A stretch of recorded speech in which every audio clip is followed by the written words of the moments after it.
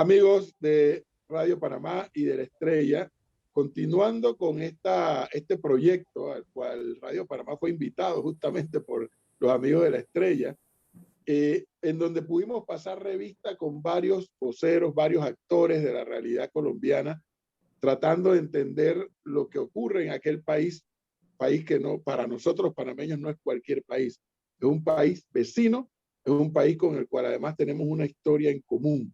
Y por eso nos preocupa lo que pasa allá y cómo lo que pasa allá puede tener repercusiones o no en su alrededor. Es por eso que hoy, en compañía del buen amigo presidente del grupo editorial La Estrella del Siglo, Eduardo Quiroz, vamos a tener la oportunidad de compartir con ustedes, los lectores de La Estrella, y con los escuchas de Radio Panamá, esta conversación que a partir de este momento iniciaremos con el presidente de la hermana República de Colombia, don Iván Duque. Presidente, buenos días. Bienvenido a esta transmisión. Un placer, Edwin y Eduardo, estar con ustedes, y también un saludo muy especial a toda la audiencia de Radio Panamá y un saludo también muy especial a todos los lectores y seguidores digitales de La Estrella. Don Eduardo Quiroz, inicie usted entonces. Claro. Buenos días, presidente. Muchas gracias por su tiempo y honrarnos con su presencia. Como se comentaba, hemos estado interesados en tratar de entender un poco más a fondo lo que está sucediendo en Colombia y pasar por encima del día a día de la crisis a entender cuáles son las raíces profundas de esto. Iván Duque llega a la presidencia de Colombia con una votación realmente significativa, con una juventud que hacía interpretar que era eso, el intérprete un poco del sentir de esos reclamos de la juventud de Colombia. Sin embargo, recientemente, pues, los cables internacionales y las comunicaciones nos ponen al día sobre un reclamo que parecía iniciarse solamente por una reforma tributaria presentada tal vez en momento inoportuno, pero concita una gran cantidad de protestas en la calle. ¿Cuál es la lectura que ya un poco pasados los días más de mayor efervescencia tiene el presidente de la hermana República de Colombia? Primero es que tenemos que leer la situación entendiendo que es una situación multidimensional. Entonces, por un lado, tenemos una dimensión que es la de jóvenes y mujeres y otros sectores de la población que han sido severamente afectados por la pandemia, que elevan su voz de reclamo, su voz de solicitud, y que lo han hecho pacíficamente. Yo creo que esa es una dimensión que hay que tener siempre presente y que nuestro deber es analizar, escuchar, interpretar y resolver. La segunda es una dimensión donde hemos visto casos de vandalismo, de terrorismo urbano de baja intensidad, tratando de atacar la infraestructura pública, y donde hemos visto que detrás de esos fenómenos aparecen organizaciones criminales o intereses políticos que quieren sembrar el caos, lo que también a veces se ve en la tercera dimensión, que es la de bloqueos que se han intentado hacer en algunos lugares del país, que han sido levantados por las autoridades, por las Fuerzas Armadas y de Policía, y también en aproximación con las comunidades, y que claramente lo que buscaban era generar desabastecimiento y generar caos. Ahí también hemos visto en muchos casos un intento de manipulación de esos elementos. Tenemos también, por supuesto, la dimensión que es la de quienes han querido, a partir de esas confrontaciones, tratar de demonizar y satanizar a la fuerza pública, tratando de hacer creer que aquí hay un régimen opresor o genocida. Y frente a esto, también reiterar que la aproximación nuestra es cero tolerancia con cualquier conducta contraria a la Constitución y la ley por parte de un miembro de la fuerza pública, pero obviamente con la debida dimensión y tamaño del problema, donde también lo tenemos que enfrentar. Entonces, cuando uno ve todo esto, uno va desagregando la situación y también nos damos cuenta que hay fenómenos que han tratado de ser replicados como partitura frente a lo que se vio en Chile en el 2019 o en Ecuador, y por lo tanto es muy importante saber diferenciar sin estigmatizar, sin generalizar, para poder abordar el tema. Y lo que tiene que ver con los jóvenes particularmente, este ha sido el gobierno que más ha invertido en la juventud en Colombia. No solamente nosotros tenemos hoy el mayor presupuesto para la educación en la historia de Colombia, y lo hemos tenido por 3 años consecutivos, sino que nosotros pusimos en marcha la matrícula gratis. universitaria, técnica y tecnológica pública, donde le estamos dando el pago gratuito de la semestralidad a cerca de unos 97% de los estudiantes de las universidades y instituciones técnicas y tecnológicas públicas. De otro lado, nosotros tenemos que la población entre 18 y 28 años son el 18% de la población, pero son el 41% de los compradores de vivienda de interés social, y de ese 41% la mitad ha recibido subsidios también de nuestro gobierno. Pusimos en marcha el programa de subsidio al empleo para generar empleo juvenil, donde por cada joven entre 18 y 28 años que se contrate, nosotros aportamos el 25% equivalente a la seguridad social para generar un dinamismo en el empleo. Y tendremos este año por primera vez en un país de América Latina una elección popular de los consejos municipales de juventud, donde van a votar jóvenes entre 14 y 28 años para tener representatividad, tener voz e incidir en las políticas públicas. Entonces, tenemos que enfrentar esto con esa amplitud, teniendo en cuenta además que nuestro país fue golpeado por la pandemia, pero que este año será un año de reactivación segura, de vacunación masiva, ya superamos los 16 millones de vacunados, y por supuesto de estabilizar las finanzas públicas y de atender a los más necesitados. Y frente a también a lo que ustedes decían de si era oportuno o no hacer las reformas fiscales casi nunca son oportunas porque siempre son altamente controversiales. Lo cierto es que lo que nosotros necesitamos en Colombia, más que una reforma de carácter fiscal, es poder financiar los programas sociales que ya se han puesto en marcha para atender a la población más vulnerable del país, afectada también por el COVID-19, y en eso hemos buscado consensos y estaremos tramitando en el Congreso de la República ese proceso. Ahora bien, presidente, como mencionaba Eduardo Quiroz, algunos tuvimos la impresión, me incluyo, que cuando el gobierno del presidente Duque retiraba la propuesta de modificación a las leyes de impuestos y demás, con eso generaría una tranquilidad, una calma y bueno, y poder seguir discutiendo cualquiera fueran otros temas típicos de la dinámica democrática de un país. ¿Qué es lo que pudo haber pasado que a pesar de que el presidente y su gobierno retiran el documento, a pesar de que le cuesta el cargo, creo que a 2 o 3 colaboradores suyos, y la crisis continuó? No, es que yo creo, Edwin, que tenemos que ir separando cada cosa. Primero, separar lo que llamamos la palabra crisis y separar también la dimensión del problema. Primero, en Colombia hay personas que protestan y hay personas que no protestan. Hay personas que promovieron el paro y hay una inmensa mayoría de personas que lo que quieren es trabajar, prosperar, avanzar.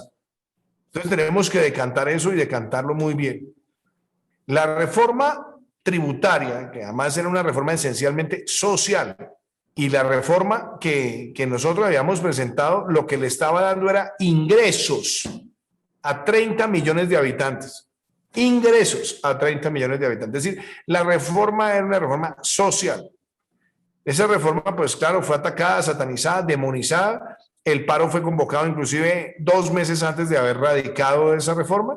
Entonces uno tiene que entender que si bien hay un malestar social que se puede generar, también hubo muchísima desinformación y un intento de generar caos. Por eso hay que separar las dos cosas. Que hay personas que se han visto afectadas por la situación de la pandemia, sin lugar a dudas, y por eso se escucha y se atiende.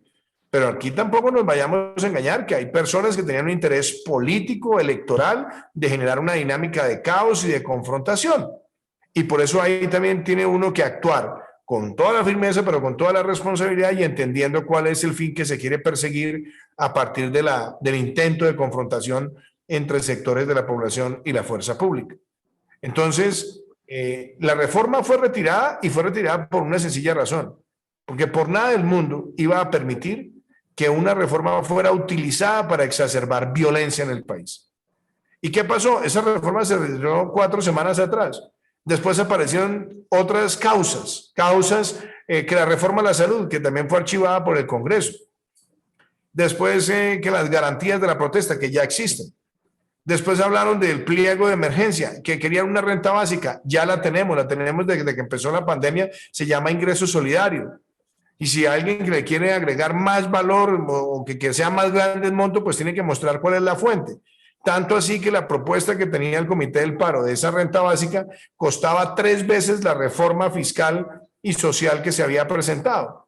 Entonces, por eso es muy importante en esto tener claridad que hay una voz de los jóvenes que estamos atendiendo, que tenemos que trabajar con ellos, que tenemos que buscar ese camino de oportunidades, pero también tenemos que ser claro que aquí, dado que estamos en un año preelectoral, también hay sectores que han buscado una finalidad política, como en efecto se hizo notar hace unos días cuando salió en circulación un video de uno de los promotores donde decía esto es todo para las elecciones del año 2022 y entender que en Colombia y en nuestros países los paros y esas expresiones existen, pero lo que no es justificable bajo ninguna circunstancia es que intenten bloquear las vías, bloquear el abastecimiento, bloquear el derecho al trabajo, bloquear el desarrollo. Y por eso nosotros fuimos muy claros en que ese no es un tema ni transaccional, ni siquiera sujeto de ninguna negociación. Los bloqueos son en Colombia un delito, están contemplados en el Código Penal y nosotros no podemos dejar que los derechos de los ciudadanos se vean afectados porque algunos quieren apelar a prácticas que son ilegales para tratar de elevar su voz. Esa fue también nuestra actitud. Y lo que hemos podido ver también con claridad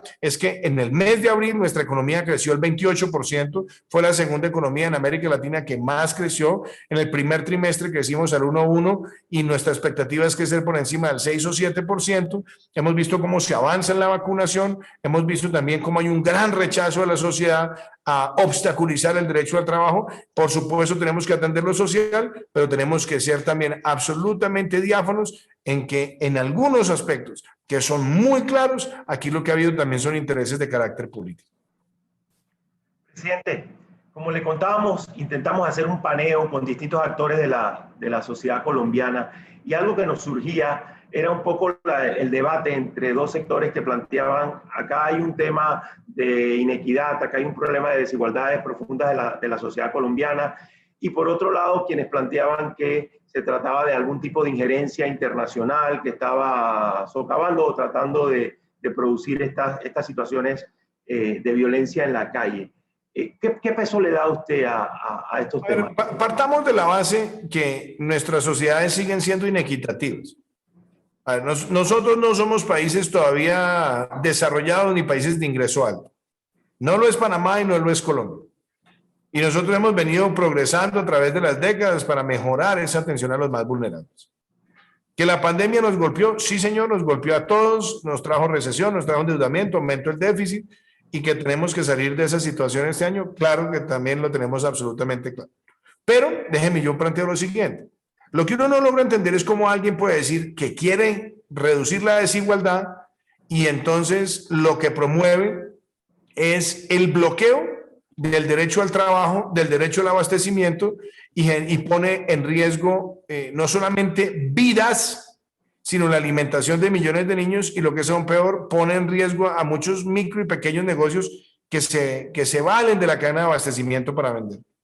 Entonces uno puede querer mejorar la equidad, pero uno no mejora la equidad destruyendo las fuentes de equidad como son el empleo o el crecimiento económico. Uno puede tener todo el interés en que se hagan más inversiones sociales, pero para que se haga más inversión social hay que crecer. Y el primer reto para cerrar las brechas en Colombia es que se mantenga la reactivación segura. Pero adicionalmente, cuando se hicieron advertencias de que estábamos ante la inminencia de un tercer pico y muchos promueven las aglomeraciones y las promueven irresponsablemente, pues también uno se da cuenta que ahí pareciera que hay una cultura de indolencia entre quienes hicieron esa promoción, porque hay personas que murieron y cuyas muertes hubieran podido ser prevenibles si no se hubieran dado esas aglomeraciones. Entonces yo creo que también es importante poner esto en la perspectiva y la claridad. ¿Que tenemos que resolver lo social? Sí, señor. ¿Que tenemos que cerrar brechas? Sí, señor. ¿Que tenemos que generar más empleo? Sí, señor. Eso es en Colombia y en cualquier país del mundo afectado por el COVID-19. Pero la manera de lograrlo no es destruyéndolo. Y frente a la pregunta que ustedes hacen de si hay injerencia extranjera, de nuevo, aquí no se puede ni generalizar ni estigmatizar. Pero claramente hubo ataques cibernéticos que vinieron de afuera. Y además hubo una promoción de noticias falsas de manera casi que exponencial, que tuvo también una injerencia de afuera. Y hay muchas de las situaciones que ya han sido tratadas por las autoridades judiciales que han llevado a capturas que muestran que hay grupos armados organizados que financiaron actos de vandalismo o inclusive bloqueos y son los mismos grupos que tienen la protección del dictador en Venezuela. Eso es notorio y eso no es la primera vez que pasa. Entonces yo creo que sin estigmatizar, sin generalizar y llegando a los lugares de focalización donde esto que estoy narrando es verdad, pues también tenemos que ponerlo en la perspectiva de lo que ha ocurrido. Pero lo cierto es que Colombia este año tiene que avanzar en la vacunación masiva, en la reactivación segura, en la protección de los más vulnerables, en la estabilidad de las finanzas públicas y en fortalecer estos programas de respuesta a la juventud de nuestro país. El presidente Duque no llegó a la política de su país ayer. Es un hombre con millaje recorrido políticamente hablando e incluso profesionalmente hablando también, tanto dentro de Colombia como fuera de Colombia. La pregunta aquí obligada es, lo visto en Chile, lo que está ocurriendo en este momento en Perú, la situación que se da en Colombia. ¿En algún momento el presidente Duque o su equipo tuvieron esto en el radar de que eso que usted también nos reconoce y que creo que aquí tanto Eduardo y yo compartimos, ese desequilibrio que hay en nuestra región latinoamericana, cómo puede llegar a poner incluso en peligro los sistemas democráticos? ¿Eso estuvo en el análisis o en el radar de ustedes alguna vez? Siempre ha estado, Edwin, y me parece muy bueno que me hagas la pregunta porque es que yo creo que nadie está curado de estas situaciones.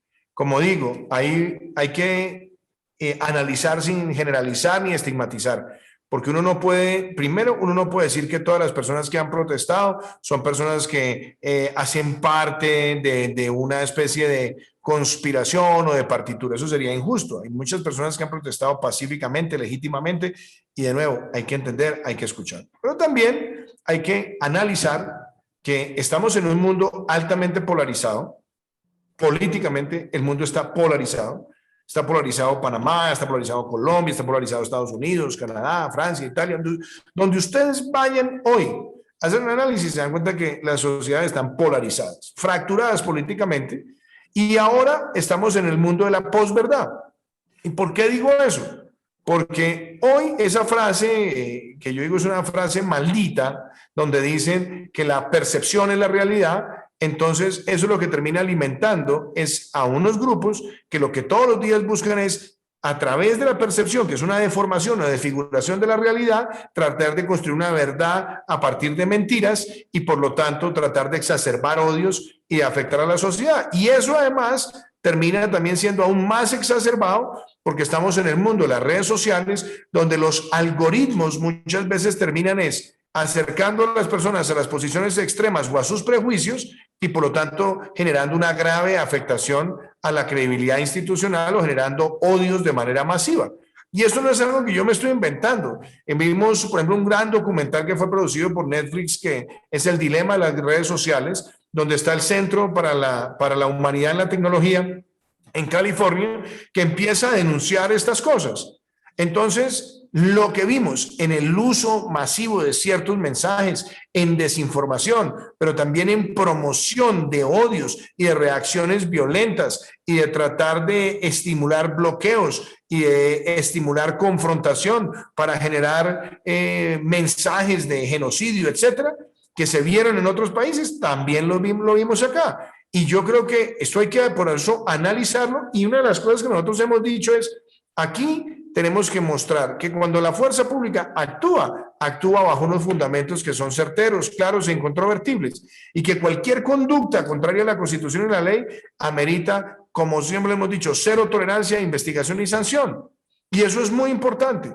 Pero eso que hemos vivido y que han vivido otros países, por ejemplo, Panamá no está exento de que le pueda ocurrir. Y por eso hay una labor muy importante también en ustedes que están en los medios de comunicación, y es poder siempre llegar a la verdad en hechos y a la verdad también en números, en temas que son factuales. Yo recuerdo en el año 2019 que tuvimos una ola de protesta, había personas que decían que Duque iba a acabar Colpensiones, mentiras, que Duque iba a acabar el Servicio Nacional de Aprendizaje, mentiras, que estábamos haciendo una reforma laboral, nada de eso estaba sobre la mesa. Entonces, por eso es muy importante en un mundo donde la posverdad anda en jet y la verdad anda en burro, que nosotros entendamos que el mayor reto en materia de información es que la información fluya con veracidad, con toda la velocidad, para que no haya esa desfiguración. Presidente, usted con una suspicacia interesante ha llegado a lo que fue la motivación de estas entrevistas y de esta serie sobre la situación en Colombia. Y es casualmente esa polarización. Panamá y Colombia tienen una historia conjunta, no solamente geográficamente unidos, sino que hemos tenido una historia en la que hemos vivido momentos difíciles, y esa es parte de lo que nos interesa tratar de entender, porque estos temas se replican. Leímos también su libro sobre El futuro está en el centro. ¿Cómo se puede, una pregunta ilusionante, presidente, cómo se puede rescatar ese punto, esos puntos de encuentro, esos lugares comunes en unas sociedades tan polarizadas? Lo primero es asumir desde un sentido ético frente a la sociedad que las democracias necesitan equilibrios.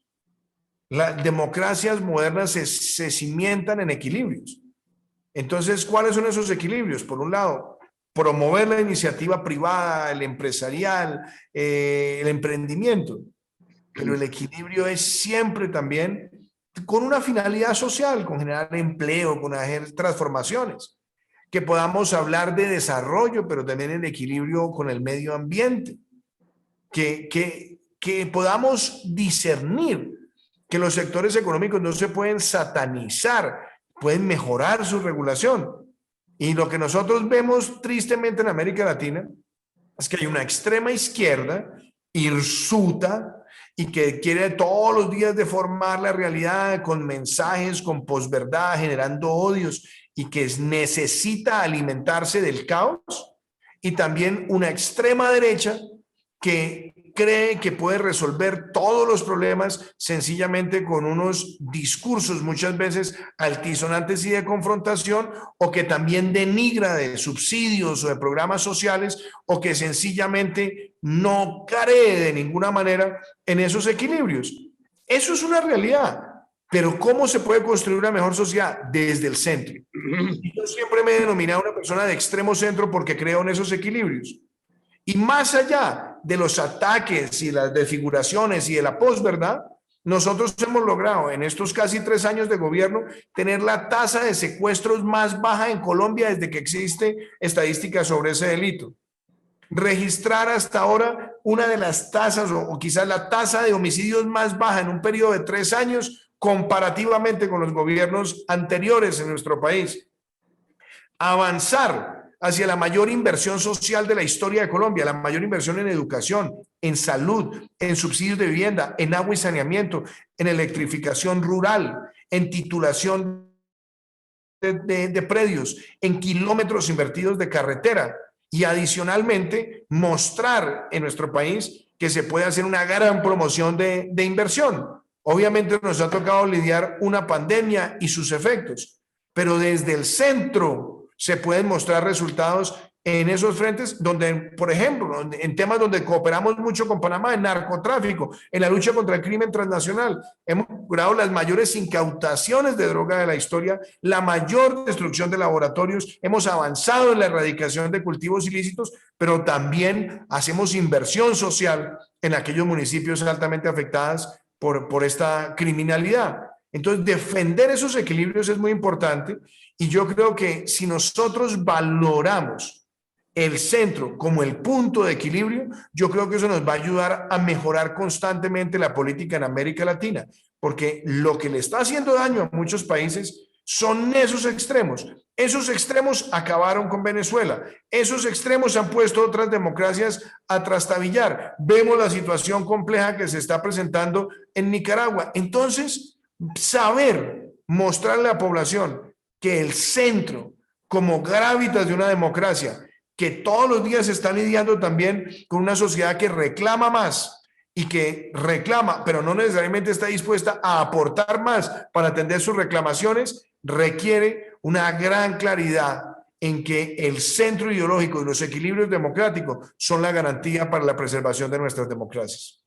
En este momento en el que los productores nos ponen a correr, Eduardo, Sí. Le quiero preguntar al presidente, primero, reconocer algo. En mi interpretación de lo que le acabo de escuchar al presidente Duque, le asigna un valor importante al componente social. Importante no desatender los problemas sociales de nuestros pueblos y procurar llevar la respuesta lo más pronto posible, justamente para producir esa tranquilidad social. Pero le entiendo al presidente Duque que buena parte de esa tranquilidad viene dada en función de crear las condiciones para que la empresa privada haga inversiones y genere empleo. Tal cual, Edwin, tal cual. El papel que le corresponde al Estado, ¿no? El papel que le corresponde al Estado, pero lo más importante es crear las condiciones para que la empresa privada invierta y cree empleo. En este sentido, presidente, y tratando de sacarle tiempo al tiempo, si hay un país que resiente rápidamente cuando Venezuela entra en crisis, cuando Colombia entra en algún tipo de crisis, sea cual sea, o Ecuador, es Panamá, por esa particularidad comercial que tiene la zona libre de Colón con estos países, Colombia, Venezuela, Ecuador, Perú, etcétera.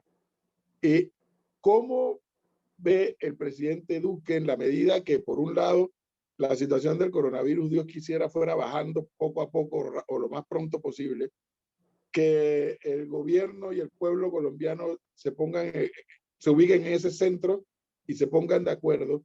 ¿Cómo percibe el presidente Duque que podrá seguir mejorando esa relación entre Panamá y Colombia, y muy particularmente la parte comercial en la que muchos colombianos y muchos panameños se benefician? Pues Edwin, yo primero quiero destacar que aquí hay un vínculo de hermandad entre Colombia y Panamá, y en lo personal tengo inmenso cariño por Panamá, gran respeto por Panamá, y de hecho mi primera visita oficial como presidente de la República fue a Panamá.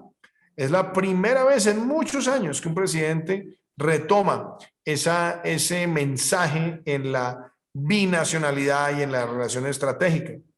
Quiero además decirlo que yo he tenido una gran oportunidad de trabajar con el presidente Cortizo. El presidente Cortizo nos visitó en Colombia, con su gabinete trabajamos intensamente, hemos dado pasos muy importantes al fortalecimiento del comercio, de la cooperación de información, de la lucha contra el crimen. Entonces, ahí también hay una relación, yo creo que de gran confianza, pero adicionalmente, yo creo que Panamá es un país que ha logrado fortalecer su relación entre las personas y las empresas con un país como Colombia. Hoy, Panamá es uno de los 3 destinos de la inversión colombiana en el mundo, de los 3 principales destinos: empresas de energía, empresas de construcción, empresas de servicios. Los sectores que uno más se puede imaginar colombianos están en Panamá. Pero también, como esa relación tiene que ser gana-gana, también hemos visto que hay inversión panameña muy importante en Colombia y una relación comercial creciente. Ahora, si nosotros quitamos los ruidos de la coyuntura, que no es para minimizarlos, sino quitamos los ruidos por un segundo, nos damos cuenta que en la medida en la que la economía colombiana crezca más, le ayuda más a Panamá.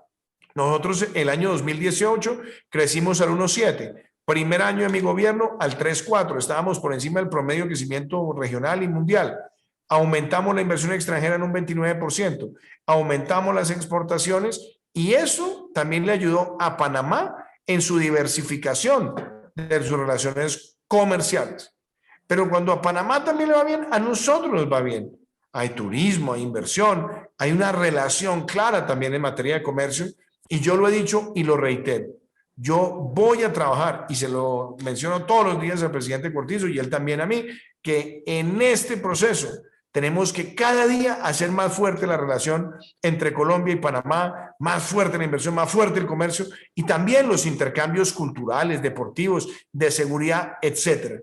Mi objetivo también con Panamá es que esta relación sea cada vez más fuerte, y además con un gran aprecio y respeto por el pueblo panameño. Don Eduardo Quiroz, comentario final que dicen los productores: se nos vino el tiempo encima. Sí, ciertamente, presidente, creo que vale la pena recordar que el presidente Cortizo en Panamá ha dicho que la primera llamada internacional que recibió de un presidente fue la suya, casualmente alertarlo sobre el tema de la pandemia y las dimensiones que ya se empezaban a ver que esto iba a tener en el mundo entero. Presidente, una pregunta para cerrar. El tema de la migración por el Darién es un tema, usted lo ha mencionado tangencialmente en sus intervenciones. El tema de la frontera es un tema que preocupa mucho, un tema que trasciende. Hay reportajes internacionales sobre la situación Panamá-Colombia. Y usted menciona el tema de la importancia de las relaciones económicas entre Panamá y Colombia y cómo ese crecimiento conjunto nos permite darle mejores realidades a nuestros pueblos. ¿Cómo usted embona este tema que pareciese que no termina nunca de resolverse del todo? A mí me gusta esa pregunta porque es que yo creo que el fenómeno que tenemos en Darién es distinto a otros fenómenos migratorios, porque lo que yo he podido discernir ya en casi 3 años de gobierno, lo que estamos enfrentando en esa frontera, no es un tema de colombianos pasándose a Panamá o de panameños pasándose a Colombia, y ni siquiera es un tema, por ejemplo, de migrantes venezolanos entrando a Panamá o entrando a Colombia. Ahí tenemos una situación grave de trata de personas. Yo creo que eso es muy importante decirlo así, porque nos hemos encontrado con personas de África, personas de Asia, hemos visto unos fenómenos que nunca antes habíamos visto y por lo tanto la cooperación en seguridad binacional es muy importante en la frontera. Es una frontera compleja, es una frontera selvática, es una frontera que muchas veces es utilizada por el narcotráfico, por la minería ilegal. Entonces yo creo que esa relación que tenemos hoy de compartir información, inteligencia, es vital, pero también tenemos que tomar muchas más acciones, nosotros, y Panamá por supuesto también, en denunciar y actuar frente a ese fenómeno de trata de personas. Y yo creo que se ha avanzado, nos hace falta todavía mucho más, pero inclusive uno de los temas que tengo pendiente para abordar en la próxima reunión con el presidente Cortizo es cómo podemos tener unos puntos de control binacional migratorios de tal manera que frente a este fenómeno nos anticipemos, entendamos de dónde vienen esas rutas y cuáles son los destinos finales de muchas de estas personas que caen en ese crimen deleznable. Y lo otro que frente a lo que quiero hacer referencia de la pandemia es Panamá ha pasado por momentos difíciles, nosotros hemos pasado por momentos difíciles, hemos tenido que ver los picos en términos de muertes por millón, contagios por millón, hemos visto las cifras, pero yo creo que la gran reflexión es, todos estamos avanzando en la vacunación, pero es muy importante hablarle a la ciudadanía con la verdad, con toda la transparencia. Vacunación no significa que la gente se va a dejar de contagiar. Vacunación no significa que la gente se va a dejar de morir. Claro, ¿qué significa vacunación? Que nos vamos a contagiar menos y que vamos a morir menos en la medida en que combinemos la vacunación con las medidas de autoprotección no farmacológicas, el tapabocas, el distanciamiento, el lavado de manos, los protocolos de bioseguridad, etc. Y creo además que ya llevamos más de 1 año y medio transitando por esta enfermedad, también ya llega un momento donde la sociedad y la individualidad tienen que jugar un papel. O sea, hoy a nadie toca hacerle pedagogía para saber cómo se cuida del COVID. Lo que necesitamos es que todas las personas, en efecto, nos cuidemos del COVID y actuemos con esa responsabilidad, porque estoy seguro que el virus va a estar por un periodo más largo del que todos quisiéramos. Ya están hablando de la variable Delta, ya están hablando de algunos países que están desarrollando vacunas para la variable Delta, ya estamos viendo que países que habían dicho no usen el tapabocas, están diciendo vuélvanlo a usar. Entonces, yo creo que aquí nos toca asumir una gran responsabilidad y es vacunación masiva necesaria para mitigar efectos, reactivación segura con todos los protocolos de bioseguridad y que logramos atender el cierre de brechas sociales, porque las brechas sociales hoy y en un mundo polarizado siempre serán utilizadas por los politiqueros, los demagogos, los pirómanos de la política para tratar de cabalgar en el caos en sus aspiraciones electoreras. Interesante eso, ¿no? Los pirómanos de la política. Bueno, presidente, se nos vino el tiempo. Realmente le estamos muy agradecidos que haya sacado este tiempo para los lectores del diario La Estrella y para los oyentes de Radio Panamá, en un momento en que el presidente Duque está 100% concentrado en procurar avanzar dentro de su país y salir de esta circunstancia que están viviendo, para poder compartir con los panameños una visión que nos agrada y le agradecemos que la haya compartido, y una proyección además, no solamente en el tiempo y en la política, sino en la democracia. ojalá los latinoamericanos entendamos que en alguna medida o en una gran medida lo que está en juego en todos estos debates es la democracia, es el sistema, porque la ley de los impuestos se puede retirar, porque la búsqueda de los resultados para la gente necesitada se puede buscar, se puede encontrar, perdón. Pero si la democracia tambalea y entra en crisis, ahí hay un problema que es mucho más profundo. Me hubiera gustado preguntar si el presidente estaba dispuesto a retirar su embajador, a llamar a consulta a su embajador en Nicaragua, Eduardo, pero Edwin, un comentario final sobre eso que tú dices, pero eso también es muy importante, es que enfrentar la pandemia a todos los países del mundo les trajo costos. A todos los países les significó aumentar la deuda, aumentar el déficit. Y esa deuda, tarde que temprano, va a tener que pagarse. Los países que no asuman eso con responsabilidad van a tener una catástrofe económica en los próximos años. Por eso la diferencia entre los demagogos y los pedagogos es que los demagogos todo el día venden soluciones gratis y terminan incubando desgracias como la que se ha visto en Venezuela, pero cuando uno quiere ejercer la política con pedagogía, tiene que contarle a la sociedad que las cosas no son gratis y que hay que buscar soluciones. Y ahí es donde yo creo que va a ser muy importante para América Latina proteger la democracia, porque nos toca protegerla con sensatez y con responsabilidad fiscal y no dejarnos llevar por los cantos de sirena que le proponen a la sociedad que todo cae como el maná del cielo y realmente lo que terminan es incubando desgracias sociales que después se traducen en crisis migratorias o crisis humanitarias.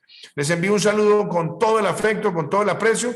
Y también, frente a lo que ustedes decían, yo creo que todos nosotros tenemos que hacer una gran reflexión y es proteger la Carta Democrática Interamericana y frente a cualquier país que viole la Carta Interamericana Democrática, nosotros tener la contundencia y la claridad de elevar nuestra voz y también traducir nuestra voz en acciones y acciones de respeto a la democracia. Muchísimas gracias y un abrazo. Gracias a usted. Gracias a usted, presidente. Gusto verlo. Chao. Saludos.